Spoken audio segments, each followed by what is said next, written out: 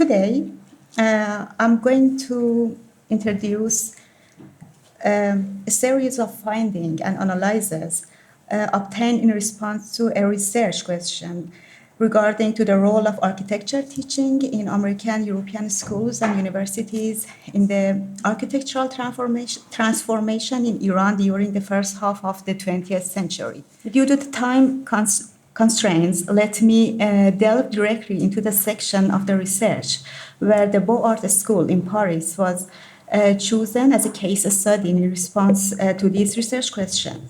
This selection was based on the fact that the considerable number of influential and well-known architects in Iran who were the subject of our study or my study, such as André Godard, the person on the right, and Ronald Dubrul and Maxime Siro. These are not in this picture. These people were the teacher of the first school of architecture in Iran. So, and mostly I'm talking about the Mohsen Foroughi, the second person. All of them had graduated from this school, from the Beaux Arts School.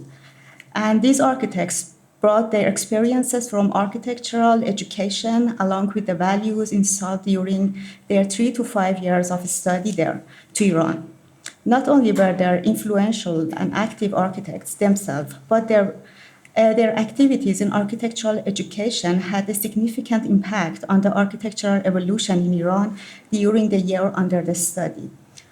When studying André Godard and Maxime Siro, which one of my books was on Maxime Siro's, we faced challenge in finding a connection between their education and Beaux Arts School and their subsequent architectural activities. However, when collecting data for research on Mohsen Foroughi began, it became apparent in the initial steps that these architects provided suitable condition as a case study for the discussed subject. Two of his drawings from his time of study at school between 1932 to 1937 have been published as a selected drawing in the Beaux Arts School's architectural booklet, competition booklets. And he started his professional activities as an architect in Iran approximately 1 year after graduating from this school. Therefore, examining and studying his design sample during his time at the Beaux Arts School and comparing them with his initial professional activity could serve as a case study of how the teaching of the Beaux Arts School trace in Iranian architecture. In 1935, Foroughi received the first medal in the concours for his drawing of a school of living Oriental languages. Foroughi's winning design focused on a functional approach that blended the school's requirement with Eastern architectural elements. The drawing utilized the Iwan as the main entrance and applied tile work with Eastern patterns, not necessarily Iranian patterns, beneath its wall and while simplifying the outer surface of the Iwan. Also, he integrated the diverse cultural floor pattern in his drawings. I'm not sure that the patterns are visible or not, but in the plan, we have some courtyards full of the design of the different cultures, not just Iranian or Turkey or these things. In the 1934-1935 booklet, 8 designs for the competition was featured. While there was no restriction on the choice of architectural style or approach, the drawings had general similarities. Most of them made references to Eastern architecture, utilizing elements such as domes, arcaded Iwans, arched doorways, or garden courtyards, and incorporated a combination of Beaux Arts classicism elements and features. Mohsen Foroughi completed his diploma project titled A Summer Residence in Persia or Iran in 1937. He received very good for this project. which was published in the booklet of 1936-1937. Frougi's drawing for the summer residence in Iran consists of series of central courtyard, rooms, semi-open spaces such as Ivans, porches, and verandas. The spatial structure of the residential complex is hierarchical, with the garden as an open and highly public space leading to a larger semi-enclosed courtyard. This semi-courtyard is connected to a smaller, more enclosed courtyard with a double-sided portico. The smaller courtyard is defined by a central basin and portrays more private space in this part of the complex. Frougi's design is mainly inspired by the architecture of central part of Iran. Trace of Frougi's drawings from Beaux Arts School can be found in some of his work, especially the tombs he designed for Sadi. Sadi was a 13th century poet, and Reza Shah. The spatial structure, forms, and decorations in these buildings closely resemble the esteemed drawings in the school. However, it is worth mentioning that during Frougi's first year in Iran, his architecture exhibited a wide range of styles, from design influenced by Beaux Arts classicism to design that showed the influence of more radical style or more modern style of the period. Another point is that it appears that Frougi had a freedom to choose his preference style, and there wasn't any specific restriction. This diversity prompted a more in-depth examination of Beaux Arts school architecture competition booklet, within the period Frougi was studied at this time, and then we developed 8 to 11 years.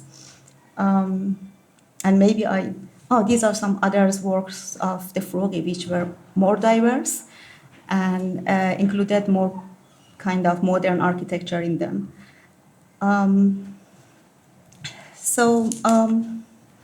Further analysis of Beaux Arts School Architecture Concours booklet has revealed valuable insight into the origins of architectural development in Iran. In other words, these booklets highlight the similarities between the architectural styles of the building in Iran and the architecture studied in Beaux Arts School during the interwar period, plus some previous assumptions that the school did not support modern architecture during this era have been called into question. Historically, the Beaux Arts School has emphasized the importance of historical continuity in architecture. However, a review of the competition booklet from 1928 to 1939 has revealed a significant number of modern design, including streamlined, modern, Paquebot, Art Deco, we can call international style, published alongside more traditional designs. Over the course of 11 years, about 1,500 design and drawings were just compared together.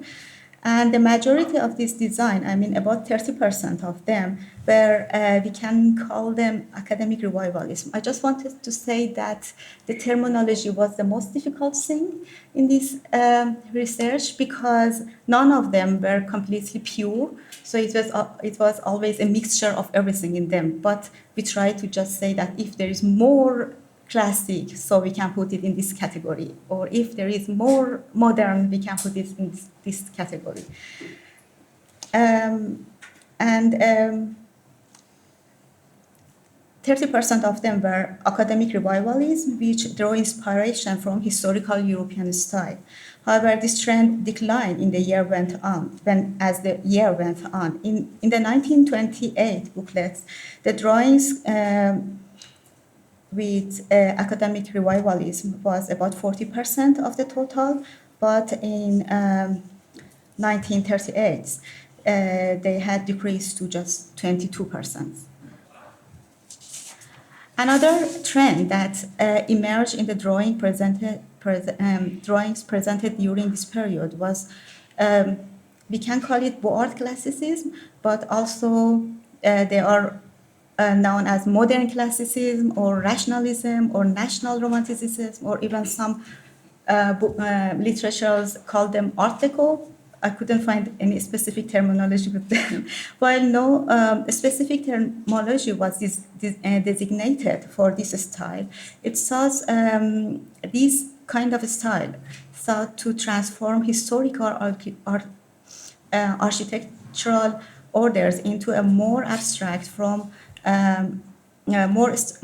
abstract form, just absorbing more modernism, shall we say? And this group of drawing were approximately 20% of the total and fluctuated between 16% to 30% in various years. And I put a lot of sample of these drawings because they were so important for me, because this style was popular in public, institutional, and commemorative architecture across Europe, America, and even in countries like Iran in the first half of the 20th century. Iran embraced this trend as its national architecture at that period and blend it with indigenous and local architecture elements. And we can see these roots of this kind of architecture in Foroughi's work a lot later in Iran. And again, some other examples. Another trend, the next page. Over the course of these years that we studied, academic revivalism, art classicism, and a group of designs and drawings which included some symmetrical plans, but with no elevation. I couldn't put them in a specific kind of groups because there weren't enough information in them. All of them were collectively accounted for just under 70% of the drawings featured in the booklet. And the remaining 30% of the illustration drawing showcased diverse modern period style, including but not limited to international, streamline, paquebot, art deco, and even as well as some kind of influenced by fashion. All of them were, at that time fashion, all of them were included in these kind of things. And after thoroughly analyzing these booklets during this time span, several captivating insights were uncovered, except these kind of, percentages and countings. And but due to the time limitation, it is unfeasible to address all of them in this short time. But it was some interesting changes in how the perspective upon the urbanism changed during their time, or drawing a church, how changed during this time in the board, and all of them was very interesting. But there is one example of an evolving perspective that I would like to mention briefly, and that it was very intriguing to note that the booklet published by the schools prior to 1934 did not include any drawings with references to Middle Eastern or Islamic architecture in their drawings. For example, in 1928, this one,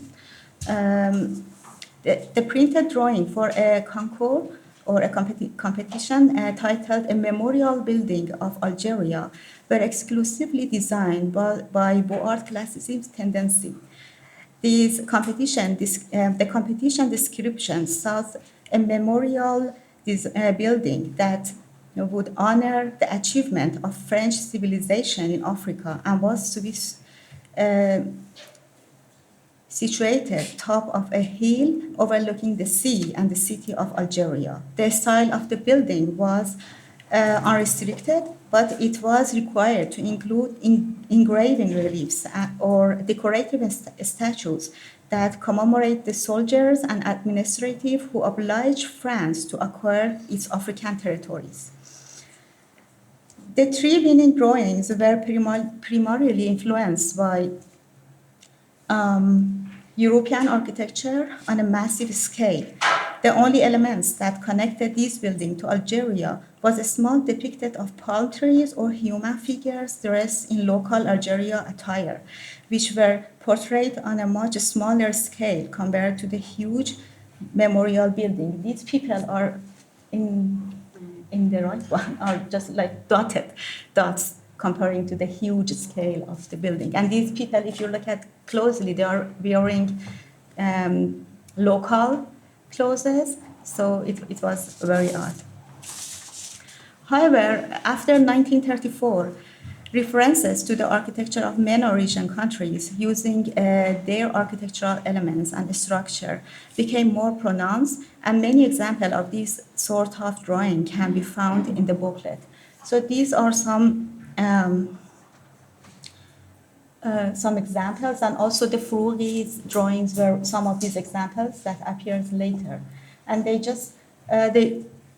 I can't say that this is good, that when they are talking about their countries, they try to just apply the regional kind of architecture. I'm not sure about this at all, but I'm just saying that it happened. The drawings published in these documents showcase a remarkable range of styles from traditional to modern across various subjects during the period. So the diversities in Frougi architecture had his roots in Beaux Arts school attitude, or even it might be encouraged in that school. And again, some other drawings for different competitions. And I would like to wrap up my speech by taking a glance at this image on the cover and also the final page of my PowerPoint presentation. This photograph taken sometimes between 1940s, 1945, captured two constructing scenes, one of construction and one of destruction. In the background, we see the construction of Ministry of Finance building in Tehran, a modern structure by Mohsen Frougi.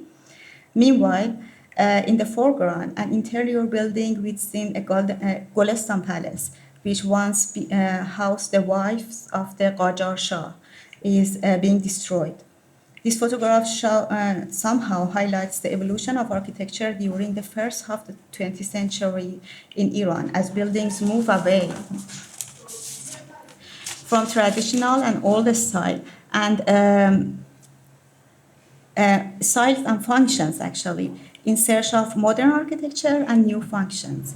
What strikes me while looking at this photo is that in the midst of all these changes, people can be seen going about their daily lives in the street, wearing Western hats and garments, and carrying umbrella, as these transformations was a normal part of their everyday life. Thank you.